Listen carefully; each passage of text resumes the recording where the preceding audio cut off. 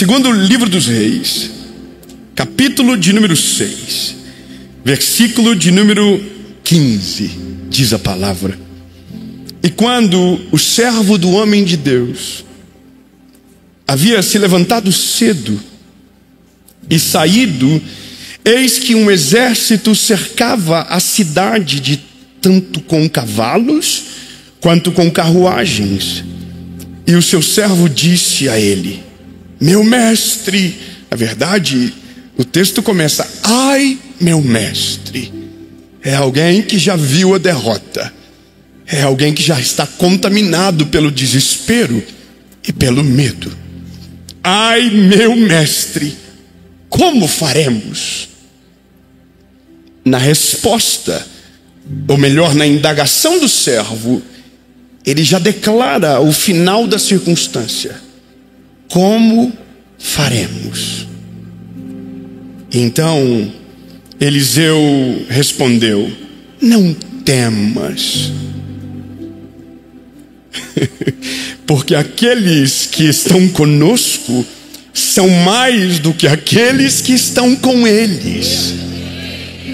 15 pessoas entenderam. Eu vou dizer de novo, porque imagina, você perdeu um negócio desse, aí perdeu o fio da meada. Eliseu respondeu o servo desesperado: não temas, porque são mais aqueles que estão conosco do que aqueles que estão com eles.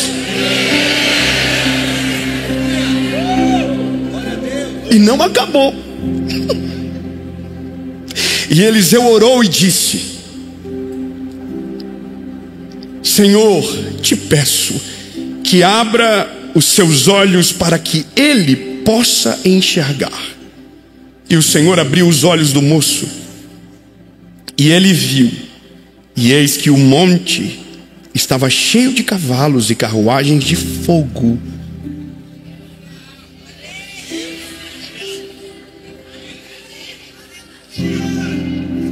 E ele viu que os montes estavam cheios de cavalos e carros de fogo.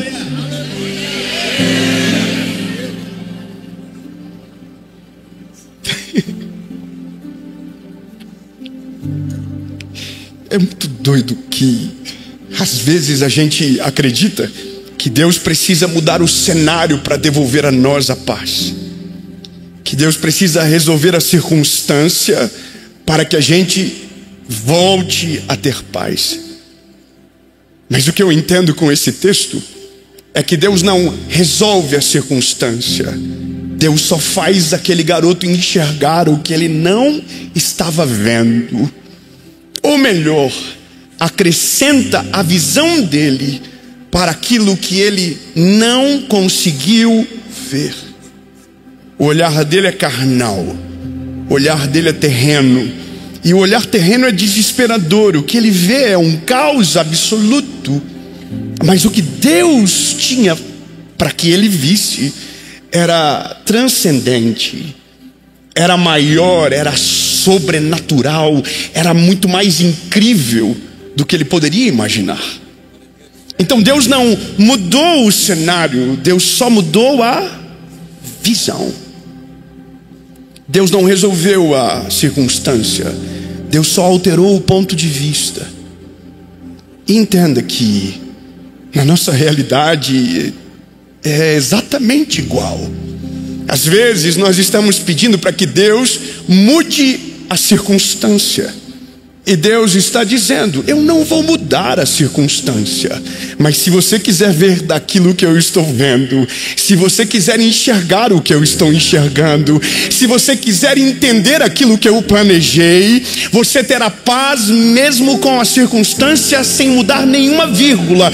Você vai ter tranquilidade mesmo estando tudo no mesmo lugar e sem mudar absolutamente nada, porque se a tua perspectiva for a certa, o ambiente não governará os teus teus olhos, o medo não vai paralisar você, o medo não vai cegar você. Então Deus não quer mudar às vezes a circunstância, às vezes Deus só quer mudar você em relação à circunstância. Você estava vendo de baixo para cima, e Deus quer que você veja de cima para baixo. De baixo para cima você estava desesperado, mas de cima para baixo você está dizendo: Deus está cuidando de todas as coisas, nada mudou, Ele é o mesmo e nunca vai mudar. Aleluia! E sabe qual é a loucura? É porque nós, às vezes, colocamos a semente do caos dentro de nós. Nós colocamos a semente do caos, e o que nós colocamos dentro de nós nos faz esquecer de tudo aquilo que Deus já fez. A pior coisa do medo não é só nos cegar do presente, é nos fazer perder a certeza do futuro, daquilo que Deus já falou que faria, daquilo que Deus já prometeu que iria de fazer. Então o medo não afeta só o nosso presente, ele cega o vislumbre da promessa que Deus falou sobre o nosso futuro. E pior, ele nos faz esquecer tudo aquilo que Deus já fez, de toda a fidelidade, de todos os milagres, de toda a graça, de toda a generosidade, de tudo que já vivemos. Então de repente a gente se encontra no meio de uma circunstância e diz: acabou! Mas você esqueceu que 10 dias atrás você também havia pensado que havia acabado tudo, mas Deus enviou uma provisão e o milagre aconteceu. Você esquece que Deus já falou que está cuidando do futuro. Você esquece que aquilo que você está desesperado hoje já era parte do processo que Deus havia prometido lá atrás. Ou seja, às vezes a semente que a gente coloca dentro de nós é para nos fazer esquecer do que Deus prometeu, do que Deus já fez e do que Deus ainda vai fazer. Ou seja, se o medo tem o poder para nos fazer esquecer, então a fé tem poder para fazer a gente não só lembrar, mas fazer a gente crer que o mesmo que prometeu é fiel para cumprir, que aquele que liberou a palavra não mudou nenhuma vírgula, que Ele é maravilhoso, conselheiro, Deus forte, Pai da eternidade, príncipe da paz, e que nenhuma palavra lançada por Ele volta atrás. Ele é fiel, Ele é maravilhoso, Ele é extraordinário. Você pode ter esquecido, Ele não esqueceu. Você pode estar cego, mas Ele está vendo. Você pode estar parado, mas Ele está andando. Você pode ter desistido, mas a palavra dele ainda está de pé. Quantas vezes a gente é cometido desse sentimento? Eu estava assim hoje. Sabe qual é a loucura? Eu estou vivendo algumas coisas com Deus que exigem muita fé. É difícil quando você precisa viver de provisão novamente. Eu rasgo meu coração para falar isso para você. É difícil quando você se descontrola, pelo menos aos teus olhos, para viver o sobrenatural e precisa voltar a depender de algo que antes você tinha um controle completo. Eu não queria estar vivendo isso. Eu não sou corajoso para tanto, mas por um lapso de coragem eu me pulei de cabeça.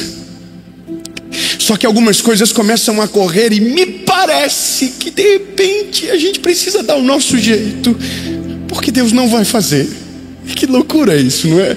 A gente começa a tentar fazer de acordo com a nossa força, a gente tenta colocar a nossa estratégia, a gente começa a ficar cheio de ideia, porque para nós agora é melhor que a gente se mova, porque vai que Deus não faça. E aí a gente começa a ter medo de lugares que não tinha, começa a ter medo de realidades que não tinha, começa a ver coisas que já não precisava ver há muito tempo, simplesmente porque caiu uma semente dentro. Por isso que eu sou apaixonado por Eliseu. Quando um moço chega, pensa você na circunstância de ser perseguido, cercado, e alguém chega para você e diz: ei, nós estamos cercados. O que você faria? A gente entraria em colapso, a gente entraria em desespero total. Só que Eliseu estava coberto de uma espiritualidade que a gente precisa de maneira urgente desenvolver ou lembrar-se. Nada mudou. Sabe o que é interessante? Quando você lê a história, escute bem. A história é: Eliseu é o sucessor de Elias. Lembra? Elias era um grande profeta de Israel, mas Deus então delibera que Eliseu seria o sucessor de Elias. Mas Eliseu não é normal desde sempre. Eliseu pede algo a Elias: Elias, me dê a porção dobrada do teu espírito. Só que porção dobrada do espírito é porção dobrada de prova, é porção dobrada de treta, é porção dobrada de desafio, não é só dos milagres, é muito maior. Às vezes nós queremos uma vida que a gente não consegue suportar. Às vezes nós queremos uma realidade que a gente não está pronto para segurar. Então Deus vai deixando. E a gente pensa que Deus está atrasado, mas na verdade Deus está deixando você desenvolver a musculatura, para que quando aquilo que Ele depositar na sua mão não caia pelos seus dedos, porque não havia preparo suficiente para segurar aquilo que Ele quer te dar. Por isso que medo demais às vezes é sinal para Deus dizer: para um pouco, que eu ainda não estou preparado. Então já estou arrependido de hoje de tarde, dizendo: Deus, estava viajando, foi um erro momentâneo, pode mandar o pau torar, que eu ainda estou de pé e eu não vou parar de crer que o mesmo que liberou as palavras do começo ainda é comigo nessa estação. E é muito doido isso, porque a Bíblia vai dizer que em algum determinado momento, Eliseu não era do exército, mas ele tinha a visão espiritual para o povo de Israel. Então quando os sírios iriam atacar Israel, Deus revelava para Eliseu o plano do inimigo. Isso aqui é sinistro, irmão. Deus revelava para ele, a ponto de que um dia cogitaram que havia um espião dentro da Síria. Mas um homem se levanta lá dentro e diz: não tem um espião. O problema é que tem um profeta em Israel chamado Eliseu. E Deus fala tudo para ele. Deus revela até o que você diz na câmara de dormir. Ele estava dizendo: Deus fala para ele: rei, até o que o Senhor sussurra no teu quarto. Não há nada que você consiga esconder do Deus de Israel, porque lá tem um homem cheio da presença de Deus que revela tudo. Então, se eu não consigo destruir uma nação, eu destruo aquele que faz a nação permanecer de pé. Vou falar algo muito sério para você. Deus não quer destruir a tua família. Deus só quer destruir. Eu errei o termo. O inimigo, ele não quer destruir a sua família. Ele só precisa destruir você. Porque se ele destruir você, a família toda cai. E você sabe do que eu estou falando. Ele não precisa destruir todos, ele só precisa pegar um. E se ele pegar o alicerce da casa, todo mundo cai. Mas eu quero declarar no nome de Jesus que você não será derrubado, que você não será paralisado, que a sua casa subsistirá, porque você não cairá, você não será cegado, você não será paralisado. Deus vai guardar os teus olhos, Deus vai guardar a sua mente, Deus vai guardar as suas emoções, e você vai continuar crendo. Você não vai desistir de crer, você não vai desistir, você não vai se entregar. Pelo contrário, a cada dia você se levantará mais forte, a cada dia Deus vai te revelar mais coisas, e a cada dia você será o sustento sólido para uma casa que Deus confiou na tua mão. Então lembre-se, Ele não quer destruir todos, Ele só precisa destruir um. Mas esse Ele não vai conseguir. Aleluia, aleluia, aleluia. Ele não vai conseguir. Sabe, tentaram pegar Eliseu. Eliseu morava numa cidade, cercaram a cidade. E então a cena que você ouviu comigo acontece. O servo corre até ele e diz: Eliseu, já era, estamos cercados. Então Eliseu diz: calma, relaxa. O homem que me antecedeu derrotou todos os profetas de Baal de uma só vez. Na minha vez é porção dobrada. Não há exército que conseguirá me parar. Não, você não está pegando. Eu estou com Eliseu. Vai, Eliseu. Vou, Eliseu. E aí a Bíblia vai dizer que os anjos do Senhor cegaram os inimigos de Eliseu. Não, vou falar de novo, você não pegou. Antes, quem estava cego era o servo de Eliseu. Eliseu permaneceu vendo. E agora quem está cego são os inimigos de Eliseu. Não, você não entendeu ainda. Vou piorar. Se os seus inimigos estão cegos, o que você faz? Você aniquila eles. Sabe o que Eliseu faz? Conduz os inimigos até Samaria. E o rei diz: vamos matar todos. Eliseu diz: não, sirva pão e água para eles.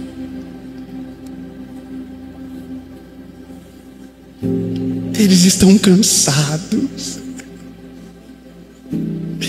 E o rei, mesmo contra a vontade, serviu os inimigos de Eliseu. E a Bíblia diz que nunca mais a Síria entrou no território de Israel. Não, irmão, não, você não entendeu. Eu vou melhorar na expressão mais clara. Era um leão aos olhos do servo de Eliseu, mas para Eliseu era um gatinho pequeno. Para o servo de Eliseu era o fim, para Eliseu era só o começo. Sabe, é uma coisa que para mim é maravilhoso de ver. É Eliseu bonitinho orando. Eu imagino assim Eliseu dobrando os joelhos, dizendo: Deus, mostra para ele o que eu estou vendo. Você vai falar para sua família: Deus, mostra para minha família o que eu estou vendo. Mostra para minha esposa o que eu estou vendo. Mostra para os meus filhos o que eu estou vendo. Para que a coragem e a fé que me dominou governe a minha casa, governe o meu casamento, governe a minha trajetória, governe aqueles que estão à minha volta. Não desista de aqueles que estão perto de você e ainda não viram o que você está vendo. Pelo contrário, ore. Jesus, abre o entendimento, que ele veja o que eu estou vendo, que ele saiba que o Senhor ainda está cuidando de todas as coisas. Deus, que aqueles que me cercam lembrem que maior é o que está conosco do que aquele que está no mundo, que mais números é aqueles que estão conosco do que aqueles que estão no meio dos nossos inimigos. Sabe, refresca a memória, Senhor, daqueles que me cercam. A palavra não é só para você, a palavra é para sua família, a palavra é para os seus filhos, a palavra é para o seu casamento, a palavra é para a sua empresa. Ei, lindo, eu quero declarar que os teus colaboradores terão a fé que você tem. Eu quero declarar que a tua esposa terá a fé que você tem. Eu quero declarar que o teu marido terá a fé que você tem. E o que antes não viam passarão a ver, e porque verão, confiarão e descansarão no Senhor.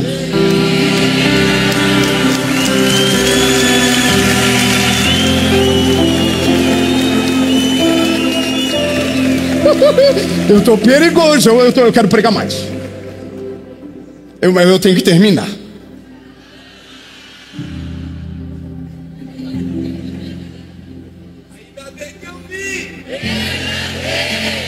Grava isso. O medo não consegue parar, ele só consegue deixar a sua visão turva. Entende? O medo não é nem falta de fé, é somente algo tentando ser maximizado dentro de você que deveria ter sido excluído de dentro de você. Eu hoje consegui resolver esse conflito dentro de mim. Para poder preparar essa pregação, eu tive que resolver isso dentro de mim primeiro. Peguei o caderninho, e é tão gostoso quando Deus fala com você primeiro, né? Aí eu escrevi, né?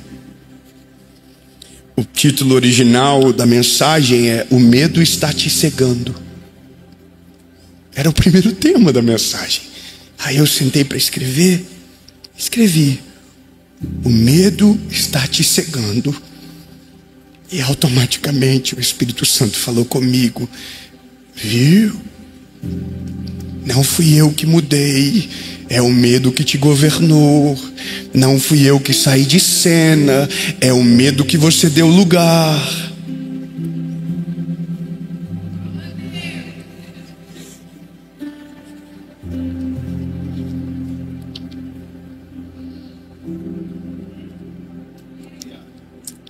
Como você resolve isso? Simples. Se o medo cega, A palavra diz que lâmpada para os nossos pés é a sua palavra. Só um aleluia lá no fundo. Eu vou falar de novo. Lâmpada para os meus pés é a tua palavra. Você não via, mas agora vê. Você não tinha visão, mas agora enxerga longe. Você tinha perdido a memória, mas agora lembrou. Você tinha medo do futuro, mas agora você tem a certeza que Ele não mudou, que Ele ainda é o mesmo, e que foi você que se esqueceu, mas a palavra dele ainda está de pé. Que foi você que parou de vê-lo, mas Ele ainda está no mesmo lugar.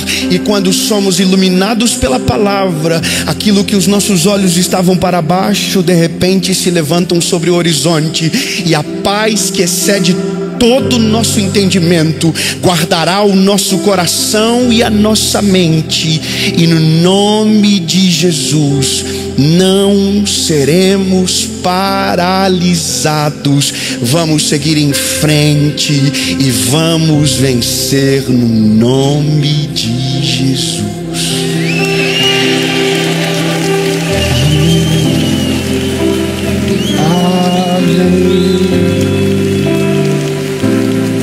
Jesus, o medo não vai nos parar.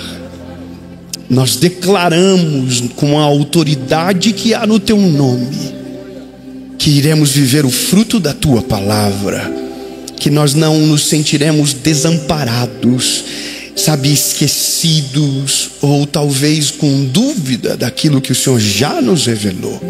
Pelo contrário, os nossos olhos se abrirão e aqueles que estão à nossa volta também irão ver, irão contemplar e irão viver tudo o que o Senhor Jesus tem para a nossa casa, para a nossa família, em nome de Jesus. Amém.